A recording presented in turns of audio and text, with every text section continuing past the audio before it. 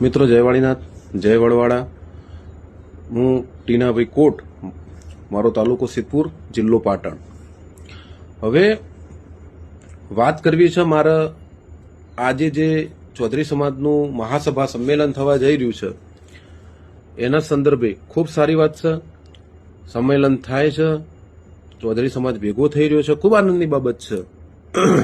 પણ હાથે હાથે રબારી સમાજને દરેક આગેવાનને, દરેક યુવાનોને હું ખરેખર એક વિનંતી કરું છું કે ભાઈ, પેલા રૂની ગામના રબારીને ઘેર કવા પેઠો ને આપણા સમાજના લીધે પેઠો. સમાજના લીધે પ્રશ્ન ઉભો થયો, આ કિંજલબેનનો પ્રશ્ન ઉભો થયો, એમાંથી આજ આવો થયો અને એમાંથી કવા પેઠો છે ને એ પરિવારને તકલીફ પડી છે.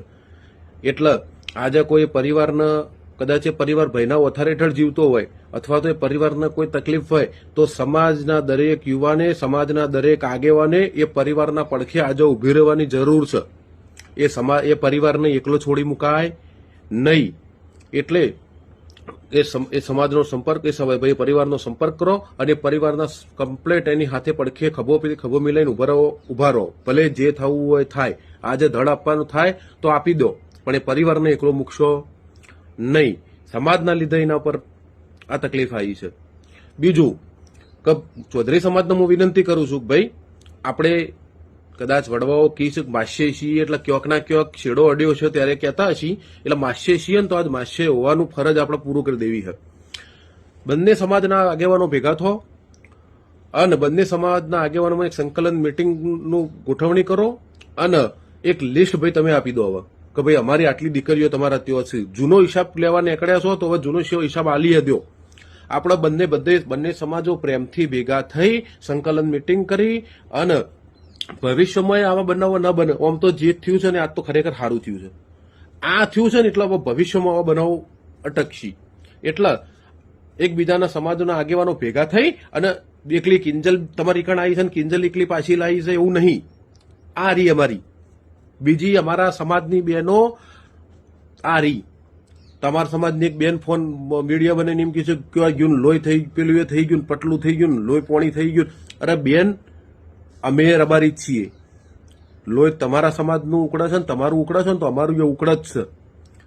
એટલે સમાજના આગેવાનો ભેગા થઈ અને તમે સંમેલન કરો છો એમાં સારો એવો નિર્ણય લો એવી અમે અપેક્ષા રાખીએ છીએ. તમે અમારા આજે બે ભોણિયાની માયો છે આ રી. અમારા પણ પરિવારોએ આર્થિક તકલીફો ભોગવેલી છે.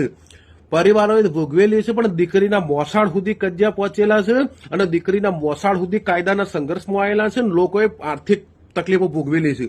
અને આજે બેનો આરી બબ્બે ભોણિયાની માયો છે અને આજે ક્ષેત્રમાં જઈશ પોટલા ઉપાડીને આવતી હોય છે. એટલે ભાઈ એકલી કિંજલ છે એવું નહીં, મારા સમાજની ઘણી બહેનો છે. એટલે જો હિસાબ જ જૂનો કરવો હોય તો 0-0 કરી દો. અમે રબારી સમાજના યુવાનો, ભલે કંકુબેન આજે એમ કહીશું કે મારે નહીં જવું, બરોબર, લે ભાઈ એ બેનને બાળક છે 1 વર્ષનું, 1.5 વર્ષનું, અને બેનને હાલ પ્રેગ્નન્સી છે.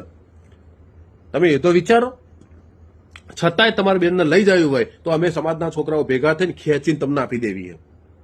અને બીજી એ કોઈ સમાજમાં ભાઈ તો ઠાકરસિંહ ભાઈ આવો, સમાજના યુવાનો ભેગા થઈને આપણે ચૌધરી સમાજને ખેંચી નાલી દેવી છે. પણ હોમાં અપેક્ષા ચૌધરી સમાજ ભેગો થઈને નીકળે અને રબારી સમાજની જેટલી દીકરીઓ ચૌધરી સમાજના ઘેર છે એમાં પ્રેમથી ખેંચીને મને આપી દઈને એક જગ્યા નક્કી કરો, તમારી ખેંચીને મેં આલી દઈએ ને તમે અરે ના આવું તો આપણે જબરજસ્તી આલી દેવી છે. એટલે એક લિસ્ટ તમે આલો ને એક લિસ્ટ અમારી સમાજ આલે અને હિસાબ 0-0 કરી દઈએ.